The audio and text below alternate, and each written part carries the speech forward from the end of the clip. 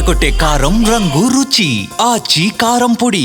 Natural star Nani నటిస్తున్న latest film the Paradise ఊరమాస్ గా రాబోతుంది.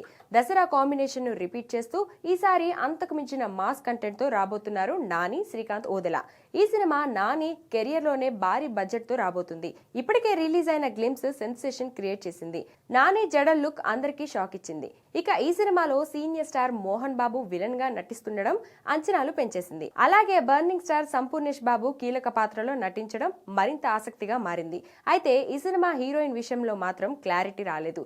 ఎట్టకేలకు ఇప్పుడు నాని మాస్ జోడీ ఫిక్స్ అయిపోయింది. ప్రదీప్ రంగనాథన్ డ్రాగన్ సినిమాతో మంచి గుర్తింపు తెచ్చుకున్న హాట్ బ్యూటీ కయద్ లోహర్ ఫైనల్ అయింది.